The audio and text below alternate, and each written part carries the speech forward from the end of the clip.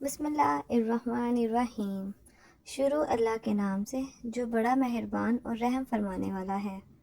السلام علیکم۔ اردو کہانی سنو کے اس چینل میں آپ لوگوں کا خوش آمدید۔ اس چینل کو سبسکرائب کریں، ساتھ ہی ساتھ بیل آئیکن کا بٹن دبانا مت بھولیں۔ چلیں جی اپنی سٹوری شروع کرتے ہیں۔ الہام نے فون کر کے ابو بکر کو بتایا تھا۔ ابو بکر ہیرا اور عائشہ بیگم کو لے کر تھوڑی دیر میں پہنچ چکے تھے، جبکہ عالم شبیر وہاں سے ہی ہاسپٹل چلا گیا تھا۔ ماں اور بھائی کو دیکھ کر بھی ضبط نہ ٹوٹا تھا۔ ویران آنکھیں لیے وہ خاموش تھی، جبکہ ہیرا بچوں کو وہاں سے لے کر گئی چلی تھی۔ عائشہ بیگم جہاندار کی والدہ کو سنبھالے ہوئے تھیں، جو شدید رو رہی تھیں۔ بچوں کو ہیرا کے پاس چھوڑ کر سب ابو بکر کے ساتھ ہاسپٹل پہنچے تھے، جہاں کچھ دیر پہلے ہی جہاندار کو آپریشن تھیٹر میں لے کے جایا گیا تھا۔ ڈاکٹرز نے دعا کرنے کے لیے کہا تھا۔ سب ہی جیسے ایک دوسرے سے نظریں چرا رہے تھے۔ شاہمیر ماں کی گود میں سر رکھے آنسو بہا رہا تھا۔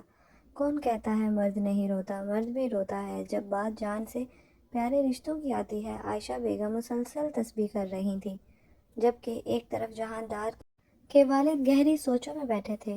عالم شبیر ان کے ساتھ بیٹھے تھے۔ ہر شخص ہی جیسے اپنی الگ دنیا بسائے بیٹھا تھا، جو کسی خوف پہ مبنی تھی۔ ابو بکر الہام کے ساتھ بیٹھا تھا۔ وہ ٹھیک ہو جائے گا، وہ فائٹر ہے۔ ابو بکر نے آہستہ سے الہام کے ہاتھ کو اپنے ہاتھ میں لیتے ہوئے کہا تھا، مجھے اللہ پہ پورا یقین ہے، ایسا ہی ہوگا۔ اپنا سر ابو بکر کے کندھے پر رکھتے بھیگی آواز میں جواب دیا تھا۔ ابو بکر نے اسے دیکھا تھا، جو آنکھیں بند کیے اس کے کندھے پہ سر رکھ کر کچھ پڑھ رہی تھی۔ وہ کچھ نہیں بولا تھا۔ جب الہام کی آواز آئی تھی، پتہ ہے بھائی، ان ہاسپٹل کی دیواروں نے مسجد، مندر اور چرچ کی دیواروں سے بھی زیادہ دعائیں سنی ہوں گی، مگر اس دعا پہ کن فیکون کہا گیا ہوگا، جو یقین کے ساتھ کی گئی ہو اللہ پاک سے۔ آپ کا یقین کامل ہونا چاہیے، صرف زبان سے کہہ دینا کافی نہیں ہوتا، اللہ کے ٹیسٹ کو پاس کرنا بھی ہوتا ہے، اور اللہ یقین کو پرکھنے کے لیے آپ کو مشکل کے دہانے پر لا کھڑا کرتا ہے۔ جیسے موسیٰ علیہ السلام جب دہانے پہ پہنچے، تبھی سمندر نے راستہ بنایا۔ ابراہیم علیہ السلام آگ میں کود گئے، تب ٹھنڈی ہوئی۔ ایسا نہیں ہوا تھا کہ پہلے ہی اس کی تپش ختم ہو گئی تھی۔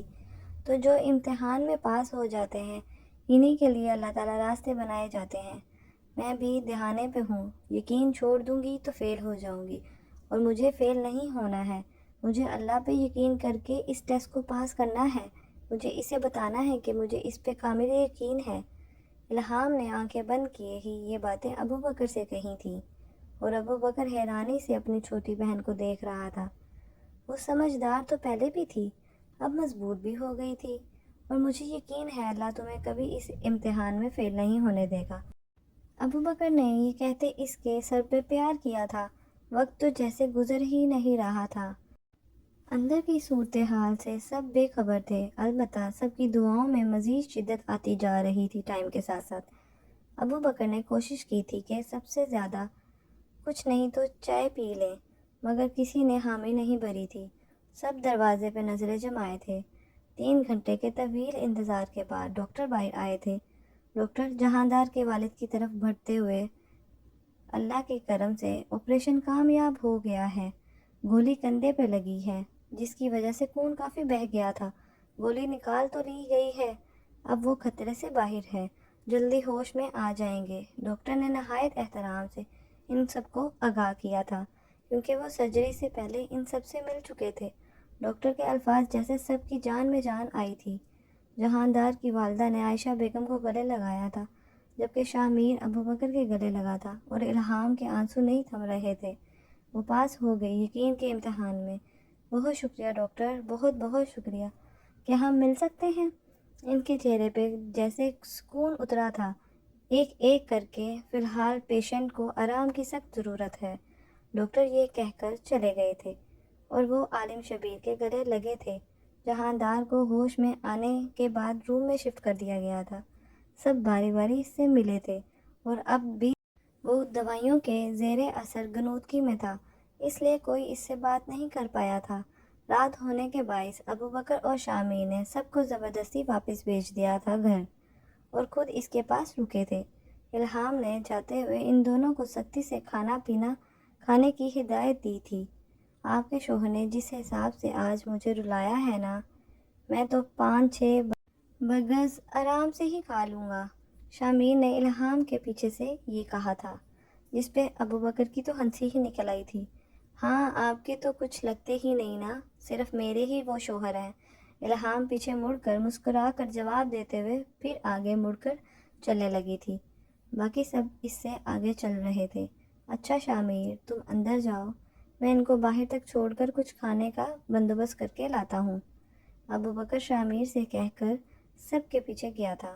وہ دونوں بیٹھے سینڈوچ کھا رہے تھے جب جہاندار بیدار ہوا تھا۔ آنکھیں کھول کر حیرانگی سے اس نے آس پاس دیکھا، ادھر ادھر دیکھا، سامنے بیٹھے 2 لوگوں کو سوالیہ نظروں سے دیکھا۔ اس نے دیکھا تھا جو اسے ہی دیکھ رہے تھے۔ اٹھ گئے میرے شیر، گولی بھی آپ کا کچھ نہیں بگاڑ پائی، شامیر بھائی کو کہتے ہوئے اٹھ کر پاس آیا تھا۔ اور دیکھیں سامنے بیٹھے انسان کو آپ یہاں بستر پہ اور وہ کھانا کھا رہے۔ شامیر نے ابو بکر کی طرف دیکھ کر مصنوعی غصہ دکھایا تھا۔ ابو بکر نے سامنے پڑے سینڈوچ دیکھتے ہی کہا، اور پھر سے شامیر کو دیکھا تھا جو چند گھنٹے پہلے ماں کی گود میں سر رکھے کسی چھوٹے بچے کی طرح رو رہا تھا۔ ابو بکر مسکرایا تھا، بیٹا یہ 6 تم نے کھائے ہیں، میرا تو ابھی پہلا ہی ہے یہ سینڈوچ۔ ابو بکر بھی جوابی کارروائی کرتے اس کے پاس کر کے کھڑا ہوا تھا۔ اچھا تو آپ میرے نوالے گن رہے تھے، کیسا زمانہ آ گیا ہے؟ شامیر نے منہ بنایا تھا جبکہ جہاندار خود کو اگنور ہوتا ہوا دیکھ رہا تھا، شوقڈ ان دونوں کو دیکھ رہا تھا۔ نوالے نہیں، سینڈوچ۔ اور ہاں جہاندار، یہ وہ انسان ہے جس نے ایک آنسو نہیں بہایا تمہارے لیے۔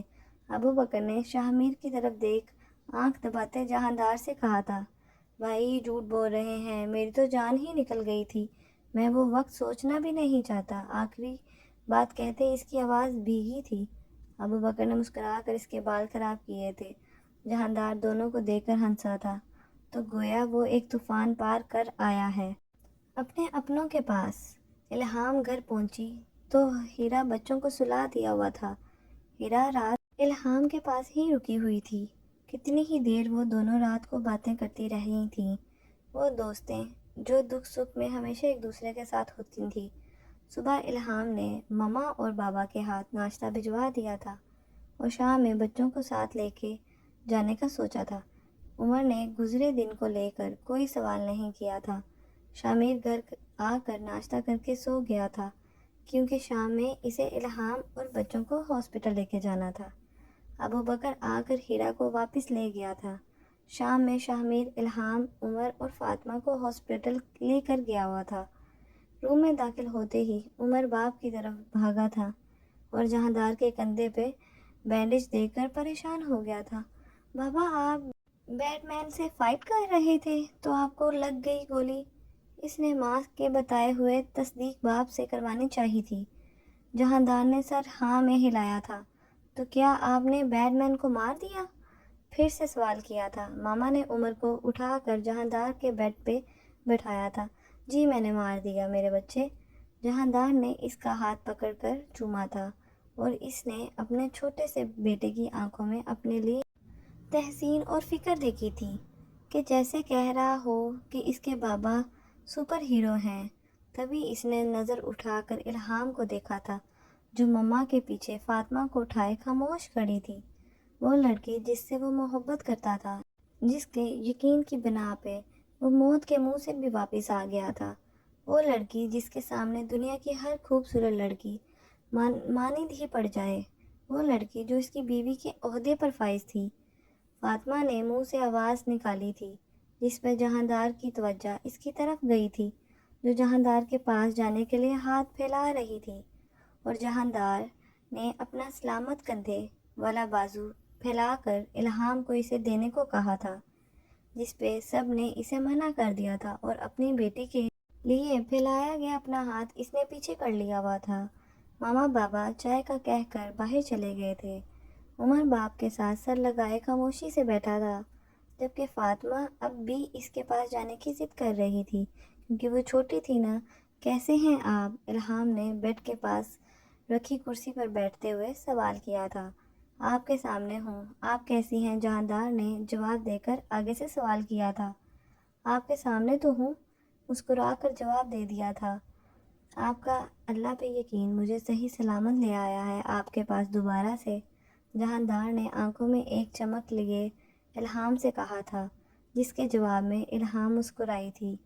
فاطمہ ماں کی گود سے اترنے کی کوشش میں مصروف تھیں، جبکہ عمر اب دوسری طرف آ کر باپ کے کندھے پہ ہوئی پٹی کا جائزہ لینے میں مصروف ہو گیا تھا۔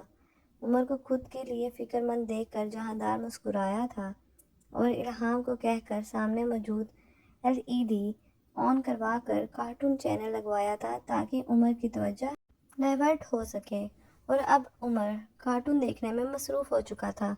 آپ اس کو اگر مجھے دے نہیں رہی تو پلیز میرے سامنے ہی کر دیں تاکہ میں اپنی بیٹی کو پیار تو کر سکوں، جہاندار نے الہام کو مخاطب ہوتے ہوئے کہا تھا، جس پہ وہ اٹھی تھی اور فاطمہ کو جھک کر جہاندار کے آگے کیا تھا۔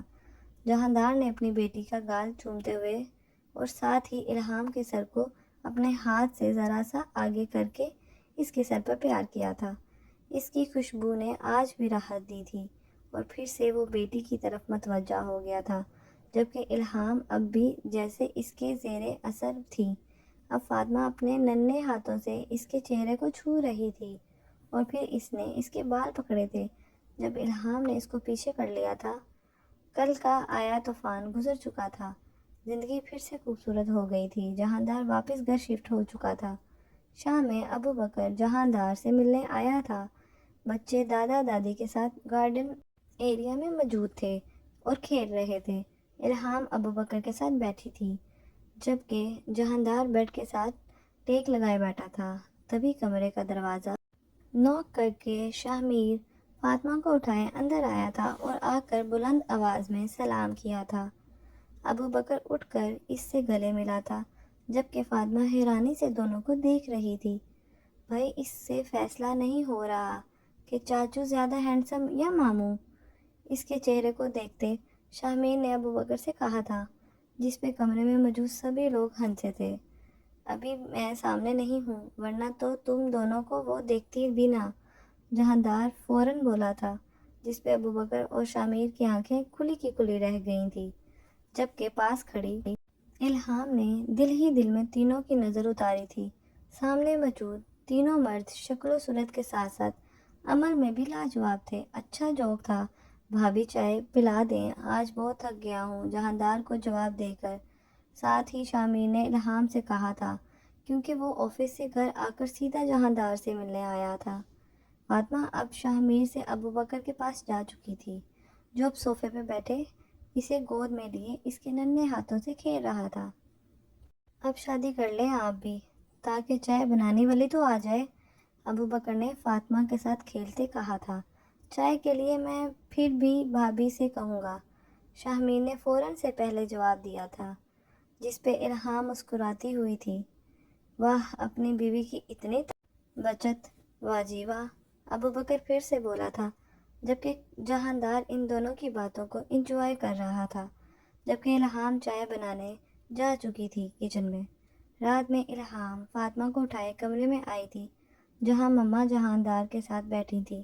الہام کے آنے کے بعد انہوں نے اسے پھر سے شادی کی تیاریاں شروع کرنے کو کہا تھا، اور جاتے ہوئے جہاندار کے بعد انہوں نے الہام کا ماتھا بھی چوما تھا۔ ان دونوں کا رشتہ بالکل ماں بیٹی جیسا ہی تو تھا، بالکل بھی ساس بہو کی طرح وہ ایک دوسرے کے ساتھ نہیں رہتی تھیں، ماں بیٹی کی طرح رہتی تھی۔ ان کے جانے کے بعد الہام نے فاطمہ کو بیڈ پہ رکھا تھا، جبکہ عمر آج کل اپنے آغا جان کے ساتھ سو رہا تھا۔ فاطمہ آج جلدی سو گئی۔ جہاندار نے سوئی ہوئی فاطمہ کو دیکھتے کہا تھا، ہاں میں کچن میں تھی تو شاہ میر نے اس کو سلا دیا۔ ڈریسنگ ٹیبل کے سامنے کھڑے ہوتے ہوئے اپنا دوپٹہ اتار کر شانوں پہ ڈالتے ہوئے اس نے جواب دیا تھا، شاہ میر نے تو پہلے ہی پریکٹس شروع کر دی ہے۔ الہام کی طرف دیکھتے اس نے ہنس کے جواب دیا تھا، اچھی بات ہے نا، اچھا میں نماز پڑھ لوں پھر آپ کو بینڈیج چینج کرتی ہوں، الہام نے جہاندار سے کہا تھا، جو بیڈ سے ٹیک لگائے لیپ ٹاپ کھولے بیٹھا تھا۔ اس کا زخم اب ٹھیک ہو رہا تھا اور بہت جلد بینڈیج ہٹ جانا تھا۔ جہاندار نے اوکے میں سر ہلایا تھا۔ جبکہ الہام وضو کے لیے واش روم چلی گئی تھی۔ کچھ دیر میں جب الہام نماز مکمل کر چکی تھی اور ابے جائے نماز پہ ہی بیٹھی تھی، اس نے نظر اٹھا کر جہاندار کو دیکھا تھا، جو لیپ ٹاپ پہ نظریں جمائے ہوئے تھے۔ ڈھیلی سی ٹی شرٹ پہنے، بڑی ہوئی داڑھی کے ساتھ وہ ہمیشہ کی طرح عام سے حلیے میں بھی اپنا سحر طاری کر دیتا تھا۔ نظر لگائیں گی کیا؟ جہاندار نے نظریں لیپ ٹاپ سے جمائے کہا تھا، جس پہ الہام نے فوراً اپنی نظریں ہٹائی تھیں۔ محبت والی نگاہ بد نہیں ہوتی، الہام نے اٹھ کر جائے نماز سے طے کرتے ہوئے جواب دیا۔ محبت کا اظہار سامنے بیٹھ کر بھی کر دیا کریں کبھی، جہاندار نے جیسے شکایت کی تھی۔ کھلے اظہار محبت کے چام کو ختم کر دیتے ہیں، الہام نے جائے نماز ٹیبل پر رکھتے ہوئے جواب دیا تھا۔ پھر مجھ سے کیوں گلہ کرتی ہیں کہ میں کیوں کھلے عام اظہار نہیں کرتا؟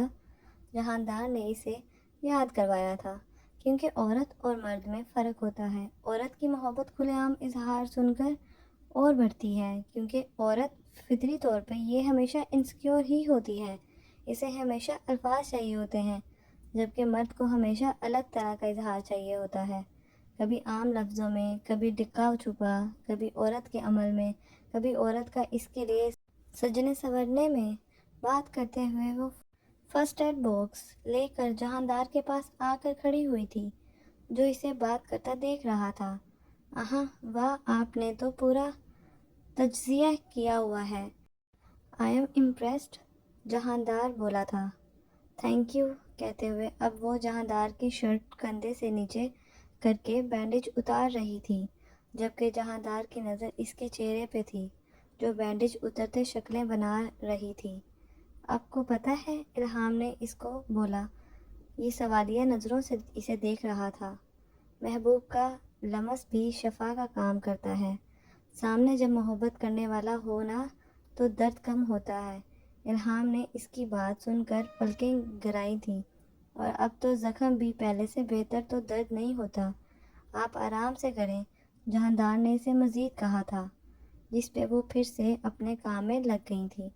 بینڈیج کرنے کے بعد الہام اٹھنے لگی تھی، جب جہاندار نے ہاتھ پکڑ کر اسے روکا تھا اور آگے ہو کر اپنے چہرہ اس کے بالوں میں کے پاس رکھا تھا۔ وہ اس کی خوشبو محسوس کر رہا تھا۔ اس کے بعد اس کے بالوں کی ڈھیلی چوٹی پکڑ کر اس کی خوشبو کو محسوس کیا تھا۔ میں نے اس خوشبو کو بہت مس کیا، وہ آہستہ سے بولا تھا، جب الہام نے اپنا سر اس کے سینے پر رکھا تھا اور رو دی تھی۔ اس کا ضبط ہمیشہ کی طرح اس شخص کے سامنے ٹوٹا تھا، اور آج بھی وہ اسے رونے دے رہا تھا۔ آپ کو پتہ ہے، میں ایک بار بھی نہیں روئی اکیلے میں، اللہ کے سامنے روئی، مجھے اللہ پہ یقین تھا، اس نے میرا یقین سلامت رکھا۔ اللہ کے بعد میں آپ کے سامنے ضبط نہیں رکھ پائی، بکھر جاتی ہوں، اب اتنا رونا آ رہا ہے آپ کے سامنے، میں بالکل کمزور پڑ جاتی ہوں، دنیا کے لیے شیرنی بھی بن جاؤں، آپ کے سامنے ڈری سہمی بچی ہی بنی رہتی ہوں۔ وہ روتے ہوئے اس میں منہ چھپائے بول رہی تھی، اور اس کی آخری بات پہ وہ مسکرایا تھا، اور میں ہمیشہ اس چھوٹی سی پیاری سی بچی کے لیے محفوظ پناہ گاہ رہوں گا، یہ میرا تمہارے سے پرومس ہے۔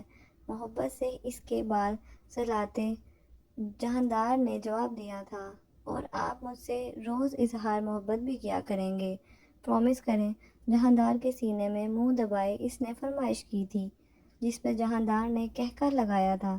الہام نے منہ اوپر کر کے شکایتی نظروں سے جہاندار کو دیکھا تھا، جس پہ جہاندار ایک دم خاموش ہوا تھا۔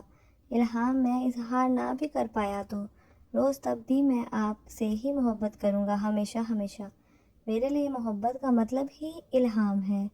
جہاندار نے یہ کہتے پھر سے الہام کا سر اپنے سینے پہ رکھا تھا۔ اس کی خوشبو جہاندار کے لیے سکون کا باعث تھی۔ زندگی اس کے سنگت میں بے پناہ خوبصورت ہو گئی تھی۔ زندگی میں کن فیکون کے لیے محنت درکار ہوتی ہے، اس سے آپ کو ایسے ہی تو نہیں نواز دیا جاتا، کہیں دعاؤں میں خوش و خصوص لانا پڑتا ہے، اور کہیں اللہ پر کامل یقین رکھنا پڑتا ہے، اور کہیں ان گنت صبر سے کام لینا پڑتا ہے، اور پھر اللہ تمہارے لیے کن فیکون فرما دیتا ہے، اور دنیا حیران دیکھتی رہ جاتی ہے۔ آپ میں سے بہت لوگ کہیں گے آج کل کے دور میں کوئی عمر، کوئی ابو بکر، کوئی جہاندار، کوئی الہام، کوئی ہیرا نہیں ہوتی۔ تو آپ مجھے بتائیں، آپ میں سے کوئی کیوں یہ نہیں بن جاتا؟ کیا عمر کی طرح اسلام سے محبت کرنا مشکل ہے کام ہے؟ کسی نامحرم کو نہ دیکھنا مشکل ہے؟ ابو بکر کی طرح اچھا بھائی بننا بہت مشکل ہے کیا؟ اپنے پیشے سے مخلص ہونا مشکل ہے کیا؟ اور جہاندار کی طرح اصل مرد ہونا جو غصے کو خود پہ حاوی نہیں ہونے دیتا کبھی بھی، جو الفاظ سے چیزیں سلجھاتا ہے۔ میں نے بہت ہی عام سے کرداروں کو بہت خاص لکھا ہے جو آپ میں سے کوئی بھی ہو سکتا ہے۔ اور رہی الہام کی بات، تو وہ بھی ہم میں سے ہی تو ہے، ایک صابر، پردہ کرنے والی، خدا پہ کامل یقین رکھنے والی، مہندی کر پرست کرنے والی، اور آپ میں سے ہی کوئی ہیرا ہو سکتی ہے، دوستی نبھانے والی۔ اور اگر آپ لوگوں کو میری یہ کہانی کن فیکون پسند آئی ہو تو اس چینل کو سبسکرائب بھی کریں، ساتھ ہی ساتھ بیل آئیکن کا بٹن دبانا مت بھولیں، اور مزید اچھی اچھی سٹوری سننے کے لیے۔ اللہ حافظ، دعاؤں میں یاد رکھیں۔